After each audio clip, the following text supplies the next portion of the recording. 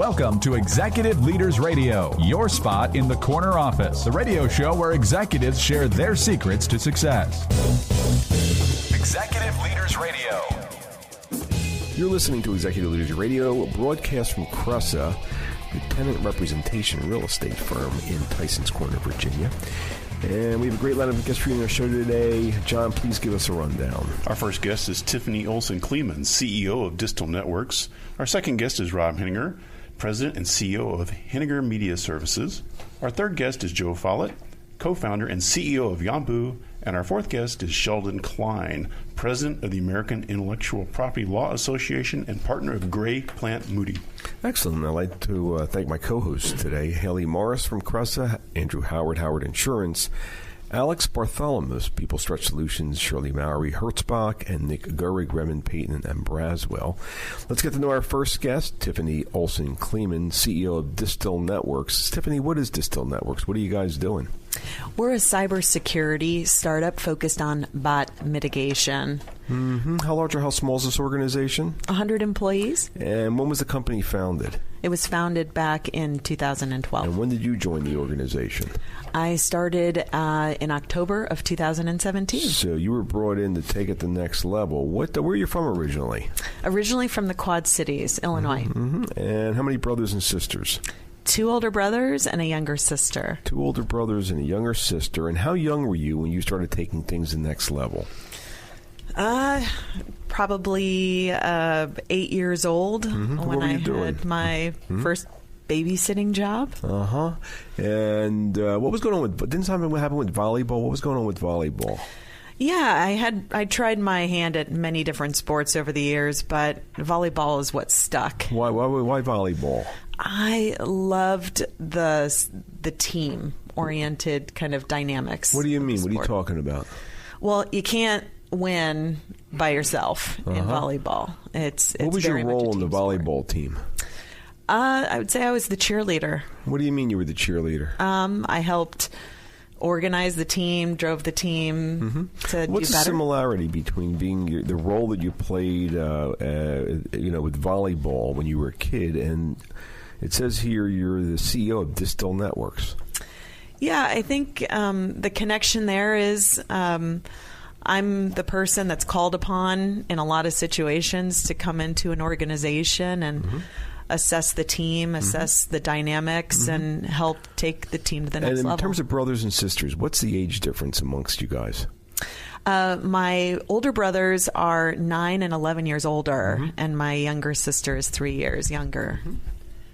So it sounds like you adopted the sense of responsibility from a young age. How did having a younger sister allude to that? My sister and I have had this love-hate relationship. We are now the best of friends. But I always felt like I had a responsibility to look out for her, to care for her, and quite frankly, to push her to be better. Andrew. Tell me about your father and the influence he had on you. My father is very hardworking, strong work ethic, very strong in terms of driving us all to be better people. What was the character trait that you remember most about him? We were talking about integrity, and this is a business show, and all we read about is people stealing and crooks and everything else. So tell me about Dad's integrity and how you transitioned that to Distil.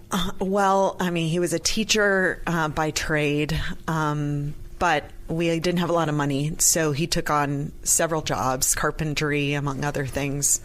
And so just watching him instilled in me that sense of hard work. Yeah, Nick? hard work. When we were talking in the green room, you had mentioned that you had a number of different jobs, 5, 10, 8. I think you mentioned that you had the babysitting job. Did you ever during that period, did you ever get jealous of the other kids out there playing? No, not really. I mean, I didn't feel like I was sacrificing anything. For me, it was just important to kind of make a little bit extra money to be able to pay for things that I wanted. Number two, I mean, I was really interested in the relationships. Whether I was at work or on the volleyball court or in Girl Scouts, with my cousins, it was always about the relationship. And when you're doing these things, working and all that, I mean, do you feel like you're working or do you feel like you're... I mean, there are days where it feels like work, but for the most part, I love what I do. I love the team. I love the relationships that I have with the team. And I love pushing the team to be better. Alex? That's great. So let's talk about Mom and the impact she had. What was she doing 8 to 14? My mom met my dad working at Elaine Powers, but as they wanted to have more children, they decided they couldn't afford for my mom to continue to work. And so she ended up being a caretaker at home. That said, she established an at-home daycare service in our home. So we were surrounded by a lot of kids, actually. She was very hardworking. Right. So also. How old were you when your mom started this babysitting service? I was young, 3, 4. So how'd you feel about having other kids in the house and your mom's attention divided? I thought it was great. Did you ever help out? Had to. How young were you when you started helping out, and what did that look like? Probably 4, 5, helping to change diapers. So you're 4 or 5 years old. Your mom's running babysitting service in the house, and you're helping change diapers. So you do have this thing about responsibility from an early age.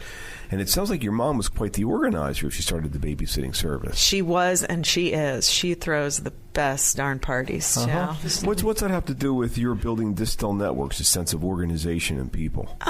I think I learned early on not only the hard work ethic from both my parents, but the importance of taking my skills and, while I wasn't the most athletic or the best academically in terms of just natural talent, I learned I had to work really hard, to get to the next level. Yeah, before the show, you mentioned that you kind of felt like you'd been an old soul all of my life.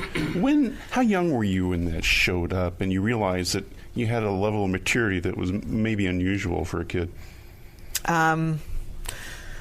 Really early on, I would say 4 or 5, I would be able to go up to large groups of people, including adults, and just start conversations. So how does that show up, that old soul? How does that show up in your role as CEO at Distil Networks?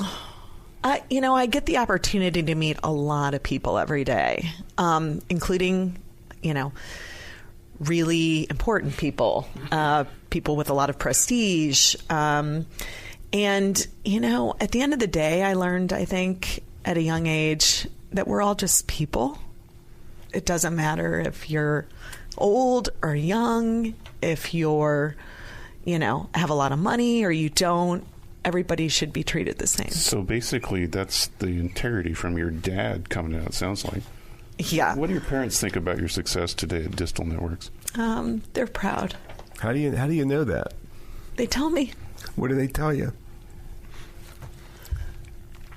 Is it because of the money you're making? Is that why they're proud of you?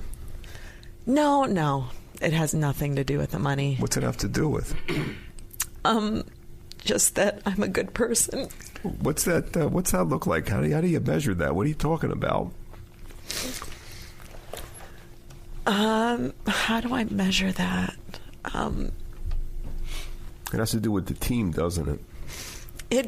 In large part, it does. It has to do with my kids and how they're growing up. And what's the similarity? What's the similarity between being a mom and being the CEO of Distil Networks? Oh goodness! Well, you have a lot of responsibility to make sure that you're providing them, the best environment possible. Mm-hmm. The love and support that they need, the resources that they need to be good human beings. Are you talking about the team or your kids? Both. So you really see a similarity there. Oh, absolutely. You have a sense of responsibility both ways, don't you? Yeah. John, what were you thinking? Oh, I was just, thinking also that same responsibility must have come out in your decision to go to the Coast Guard Academy. It did. I mean, number one, my father actually wanted to attend an academy when he was younger, but he was born deaf in 1 ear. and couldn't attend. And so I was able to, attend one of the academies, the Coast Guard Academy.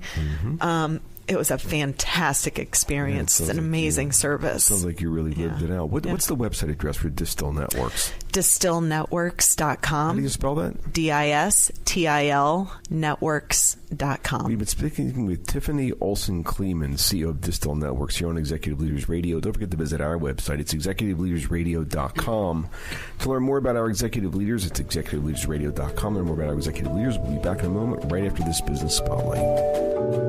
Want help building your business with help from this show's CEOs? Our CEOs can help you uncover more opportunities, grow your sales, connect you, help you raise money, all the big issues, because our CEOs have been there and done that. They've succeeded in creating millions of jobs and earning millions of dollars, and some are available to advise you.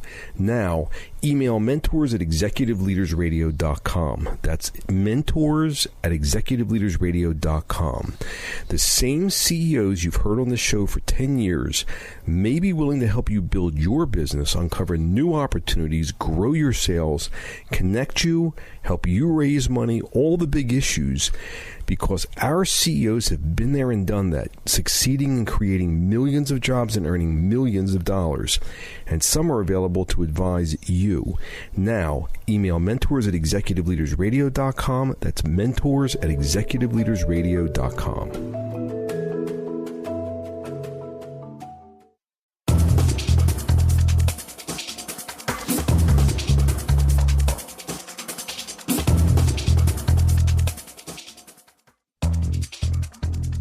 We're back. You're listening to Executive Leaders Radio. This is your host, Herb Cohen. We'd like to introduce Rob Henninger, who's the president and CEO of Henninger Media Services. Rob, what is Henninger Media Services? We're a video production and post-production firm. And how large or how small is the team? We're a little over 30 people and facility 20,000 square feet in Arlington, Virginia. And how'd you get a job with this company? I grew out of a freelance career in film production, basically. So you started the business? I started the business in 1983. Where are you from originally?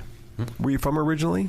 I was born in New London, Connecticut, but have lived in McLean area, McLean Tyson's Corner, since 1950. And how many brothers and sisters do you have? I have 3 brothers and 1 sister. Where are you in the pecking order? I'm the second oldest. All right. What was going on with you in the green room we were talking earlier? And what was going on with you 8 to 14 years old? Well, when you said 8 to 14, I was recuperating. We're in a physical therapy recovery from polio. I contracted that when I was 7 years old.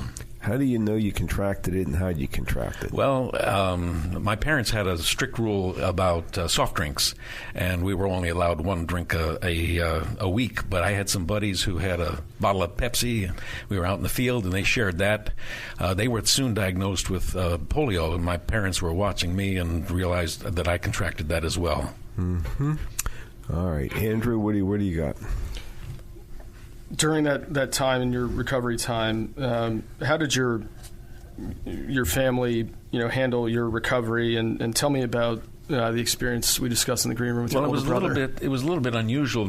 Our family doctor, did not want me to go to hospital because that was a time of iron lungs and things like that. So she had my parents develop the home as a quarantine area so that everybody was at home, and I was basically hospitalized at home for about, I think it was a month or 2 months. I don't remember exactly how long.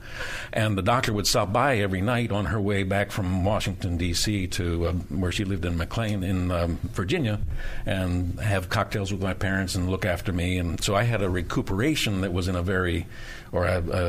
period of illness, surrounded by people that really cared for me. As the second oldest, how did your older brother handle it? My brother, in terms of the experiences, the one strong memory that I had, my brother, after all the time I'd been in bed, thought that I'd actually been kind of faking it, and I actually did too, because I was just lying there, and he dragged me out of bed, and I was on the floor, and I couldn't move my legs or anything like that, and that's when I realized it was really very serious. And, it was kind of terrorizing, and my brother felt like terrible about it, but Nick? That was the reality. Going through that, is there anything that kind of stands out to you, any image or really looking back? Well, I think the things that I had to deal with. First of all, my I wasn't allowed any kind of soft toys, any animals or stuffed animals and things like that. What happened to your toys? Taken out and burned. What about your toys that got burned? Yeah, it was my favorite toy was a little monkey named Jocko, and he got taken out in the backyard and burned. I was only allowed to have toys that could be sterilized, like stainless steel, Chinese puzzles, and things like that. So that was after you recovered from all this. Did you feel like you kind of had to reinvent? The recovery was extended. I guess that's when the question about the 8 to 14.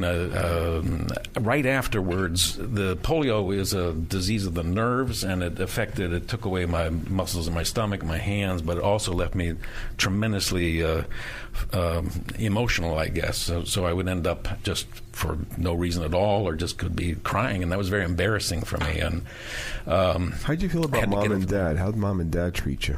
Mom and dad treated me with just tremendous love. I mean, I think they really are the reason that I kind of got through that. I realized about them that they just how much they cared for me and what they would do. How do you think that love has affected your building your business? I think it has been a experience of really respecting people, wanting to take care of our employees. I think that's been a key factor. We have at our business people that have been there 20, 25 years, tremendous loyalty there, which translates into loyalty between our clients, many of whom have been with us for the same period of time. Shirley? So post-polio experience and recovery, what were some of the things you got involved with? By middle school, I had really fallen in love with theater. I got, by the 8th grade or so, was going to McLean High School, got into some plays, and that grew and developed. I had an interest in sports, track and field, but the theater really was very demanding, I guess, and that became my passion. Alex? Why theater? Why was it so important to you? I think that the opportunity to live a character, also, you have to admit that the discipline of putting a show together, and then ultimately the performances and the ability to perform, and ultimately the applause, frankly. So how have you translated the love of performing to your business today? I think because we're in a creative field and we're doing more background work in editorial and sound mixing and things of that sort, but I think that the whole presentation aspect of it, for all of us, we have to perform for our clients.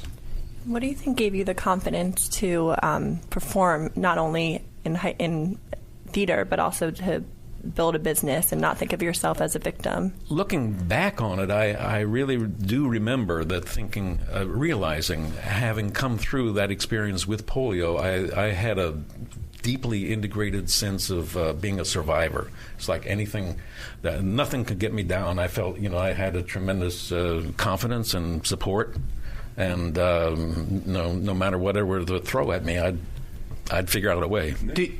It sounds like you kind of, while you were dealing with the polio, you lost a little bit of control over your emotional, right? And it's interesting that you went into theater, in which you kind of had to channel and conjure up and kind of exhibit your emotions. And do you think that the polio had anything to do with that? I would think so. I think that it really did help in the performances and things that I did. I really did had no... I could draw on those emotions, yes. John? So you had this deep, unconditional love from your parents. How many children do you have? I have 7 kids. And what has been the theme for you and your wife while raising those 7 kids?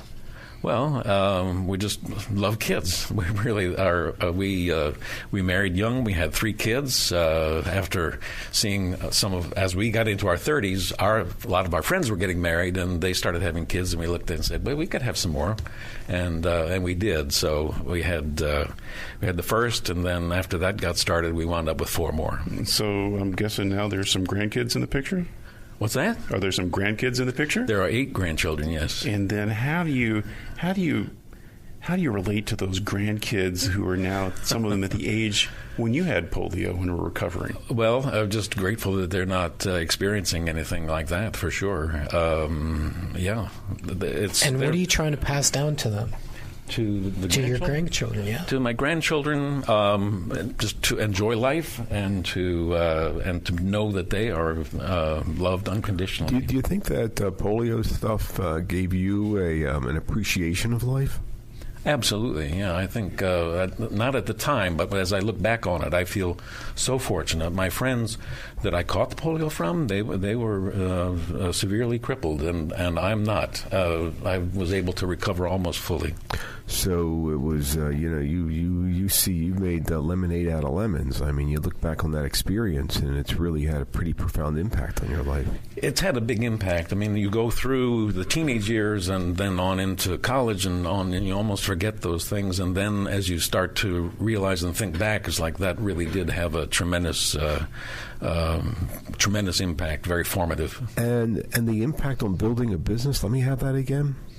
The impact of building the business, again, was sort of, I started the business in film editing, and video editing was just sort of in its infancy. It really wasn't very advanced at all. And it was like, well, people are figuring out as we go, I can do it.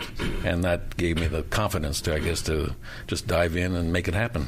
The polio gave you the confidence. I wouldn't put it that the polio actually did. I think that just the experience of surviving, of making, doing whatever needs to happen, doing whatever you need to do to get the job done. I think that's basically that's from the polio as well as building a business. Sounds to me like you've got a lot of character. What's the website address of your organization? The website is Henninger, HENNINGER.com. Let me have that one more time. Henninger, HENNINGER.com. We've been speaking with Rob Henninger, who's the president and CEO of Henninger Media Services here on Executive Leaders Radio. We'll be back in a moment right after this break.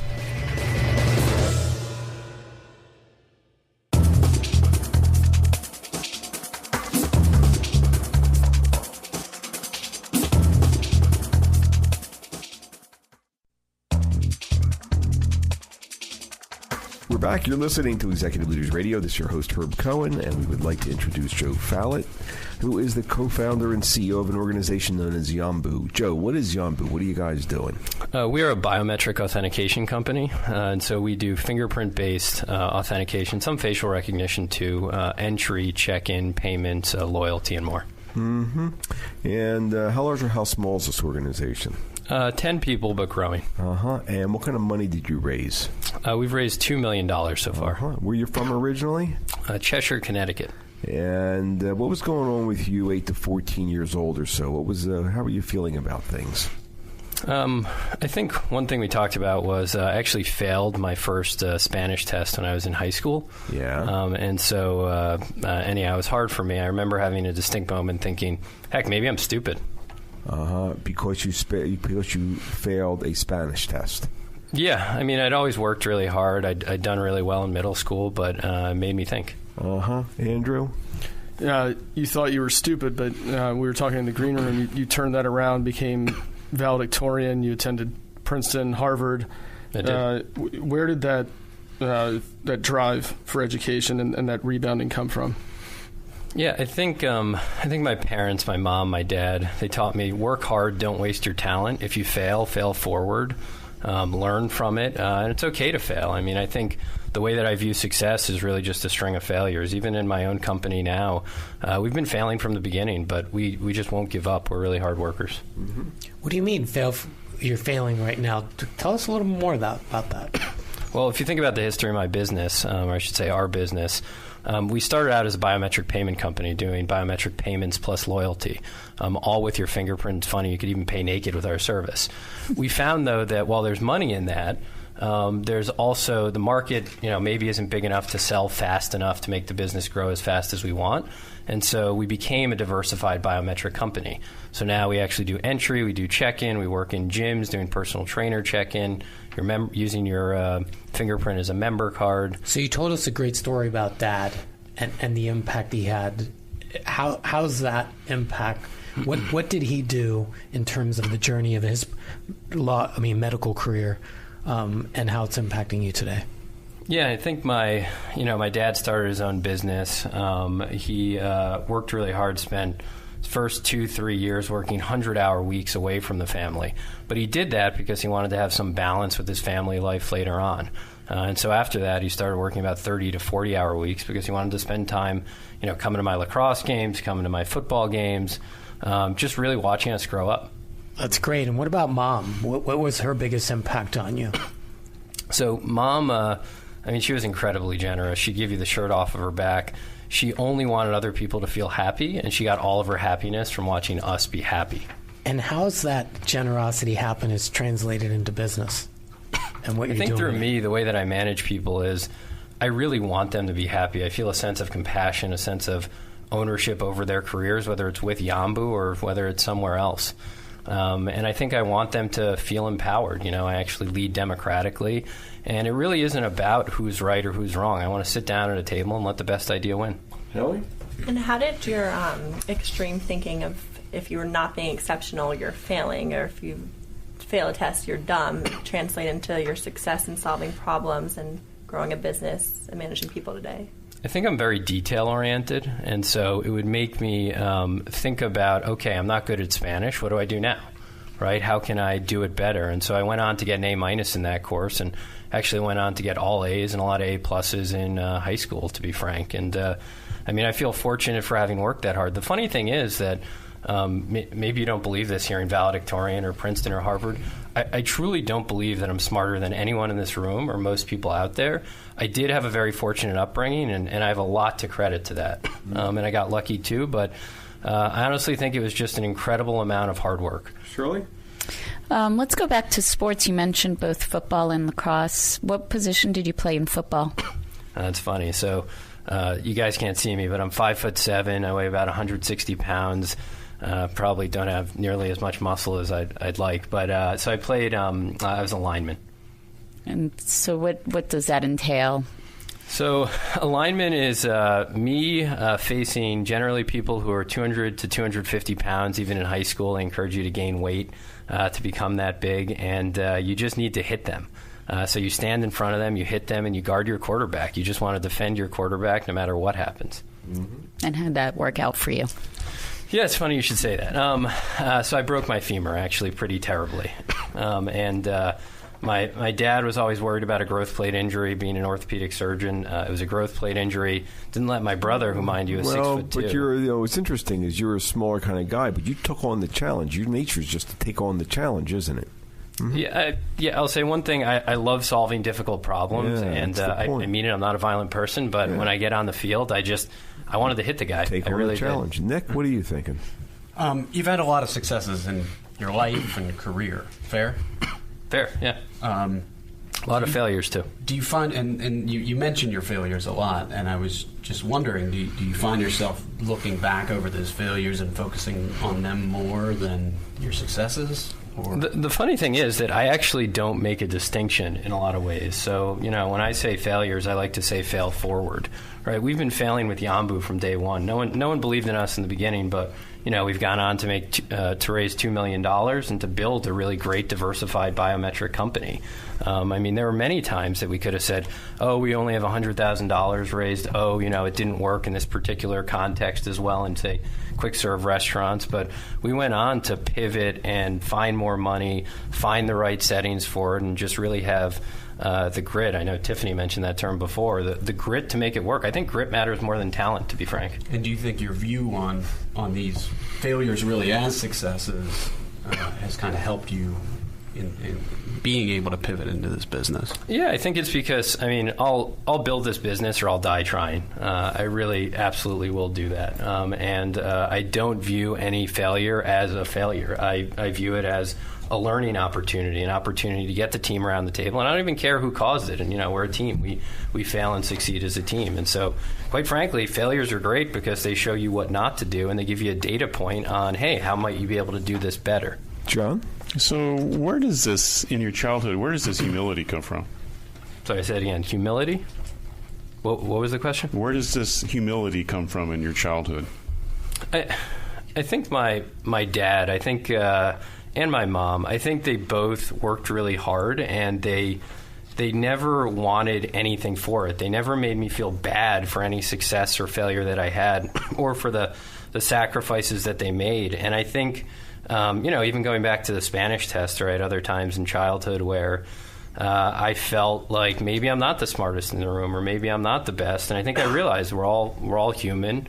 We all eat, sleep, breathe, go to the bathroom just the same, and we all have and quite frankly, there's a lot of luck involved. You know what I mean? I was lucky to find my first investor check. I was lucky to find some of the, family offices that wanted to invest in me. I was lucky that people gave me the opportunity to believe in me. Mm-hmm. Alex, or... I'm curious. I got another question. You mentioned the concept of happiness earlier, making people happy. Who do you make happy now? That's funny. I'm reading a lot of books on positive psychology, but I hope I make my wife happy. I hope I make my dog happy. I love my dog to death. It was actually, my wife got it before, the dog was in the picture before me, and they came as a package deal. But I get a lot of my joy, honestly, through watching my family, watching my friends be happy. And I think a lot of that also comes from my mom. I mean, my mom really only got enjoyment from when she saw a smile on my face or a smile on my brother's face.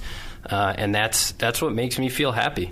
I mean, it's selfish in a way, right? I mean, when I see my wife being happy, if I take her out to eat, I mean, heck, it's all of our money now that we're married, but or buy her a gift, it's not even about the gift, it's about the smile and the feeling. Andrew? I know that you just had your first child. What'd you have? A girl. Her name is Nora. And what's harder, being Nora's father or growing this company? Oh, man, I'm still in the honeymoon period. My wife's off from work. She works at MicroStrategy. She's off for 4 months, and then she goes back. She's a very accomplished attorney in her own right. I think I don't know yet, to be quite frank. I think I always say this to people. I have no idea how hard it's going to be. Our baby sleeps through the night. I shouldn't even admit that. I've woken up at night maybe twice, and my wife is breastfeeding and doing an amazing job with the whole thing, and I know it's not easy. And so, I don't know. You'll learn. I'll find out one day. What's the website address for Yombu? Yombu.com, YOMBU.com. We've been speaking with Joe Falit, who is the co-founder and CEO of Yombu here on Executive Leaders Radio. Don't forget to visit our website, executiveleadersradio.com, to learn more about our executive leaders. It's executiveleadersradio.com. And we will be back in a moment right after this break. Want help building your business with help from this show's CEOs? Our CEOs can help you uncover more opportunities, grow your sales, connect you, help you raise money, all the big issues, because our CEOs have been there and done that. They've succeeded in creating millions of jobs and earning millions of dollars, and some are available to advise you. Now, email mentors@executiveleadersradio.com. That's mentors@executiveleadersradio.com. The same CEOs you've heard on the show for 10 years may be willing to help you build your business, uncover new opportunities, grow your sales, connect you, help you raise money, all the big issues, because our CEOs have been there and done that, succeeding in creating millions of jobs and earning millions of dollars. And some are available to advise you. Now, email mentors@executiveleadersradio.com. That's mentors@executiveleadersradio.com.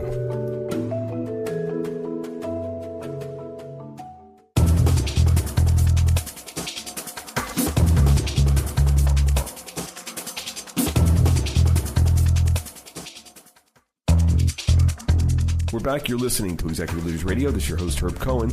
We'd like to introduce Sheldon Klein. Sheldon is the president of the American Intellectual Property Law Association and a partner in the law firm of Great Plant Moody. What is the American Intellectual Property Law Association, Sheldon? AIPLA is an organization of about 13,000 intellectual property law professionals throughout the United States and abroad. Mm-hmm. And what is, tell us a little bit about what is Great Plant Moody. Great Plant Moody is a full-service national law firm with locations in Minneapolis and Washington, D.C., where I am. And how large or how small is the firm? The firm's about 170 lawyers. And where are you from originally? I'm from Detroit and Brooklyn. All right. Why from, well, let's see, we'll figure this out. What was going on about the age of 3, and why would you be from both Detroit and Brooklyn? Born in Detroit, my folks divorced when I was 3, moved back to Brooklyn, where my mother was from. Then my mother remarried another gentleman from Detroit, so we moved back to Detroit when I was about 9. And in terms of brothers and sisters and stepsisters and brothers, where are you in the pecking order? I'm the youngest. I've got an older sister, 5 years older, and then 3 older stepsisters. All right, so you're the youngest of 5. And tell me a little bit about, what was your favorite subject in school? History was my favorite subject. Why history? Why was history your favorite subject? I enjoyed the stories, I enjoyed the lessons, and saw very quickly that you can apply those lessons to today. The old classic about history repeating itself, it really is true. And also it's true to get lessons that you maybe don't want to repeat. So your love of history as being your favorite subject, what's that have to do with the practice of law? So that has to do with learning from the past, because law is based on precedent. But also my study of Talmud as a young man has to do with my practice of law. Your study of Talmud? What are you talking about? Well, I learned Talmud at a relatively early age in high school, and then went on to study for 2 years in Israel. And the whole aspect of problem solving, seeing the nuances, seeing 6 sides of every question really translates well into How young law. were you when you were exposed to the Talmud? I guess I was probably about 14 at was first. Was this through the bar mitzvah, or was this afterwards? Afterwards. Mm-hmm. So why did you continue after the bar mitzvah? Well, my school offered it, and then after that, I just... But most of the kids, they drop out of Hebrew school after their bar mitzvah. You decided to stick with it. How come? Well, I went to a Jewish school that emphasized Jewish studies, and so that was part of the curriculum. And then once I was in 12th grade, I said, you know something? I actually am interested in this in its own right, and I'm going to do it another couple of years. And the Talmud was looking at things all different ways, looking at an issue a bunch of different ways, which really interested you. That's Absolutely. Andrew. In the green room, Sheldon, we talked about blending families and being raised for a spell by a single mom and the rarity of that. You mentioned that the move from Brooklyn to Detroit went pretty smooth, but talk to us about the integration with your step-siblings. I credit my stepdad, my mom, and my step-siblings. All of them were just so fantastic in welcoming my sister and I into the family and doing what they could to make it work. Who are you closest with of your new siblings? Probably my youngest stepsister. She's 3 years older than me. Mm-hmm. And she lived with us for a time. In the green room, you told us a story about boots. Can you tell us about that? It's kind of apocryphal in our family, and I told it because I think it exemplifies the way my stepdad was with me. I had a pair of old ripped leather hippie boots that I loved, and one day I came home, and my dad hated them. One day I came home, and they were down in the basement near the incinerator. And later on I went and got them, brought them back up to my room, and my dad never said a word. What did that teach you? Why was that so meaningful? It taught me the value of knowing when to back off. He knew when he just needed to let me do my thing. I was, teenager, preteen years, and he knew what to do. So it sounds to me, and it's pretty evident that it worked because you believed that the integration was successful between the families. It sounds like he sort of knew what he was doing. Very much so. Okay. Besides your parents, what other adult was influential when you were young?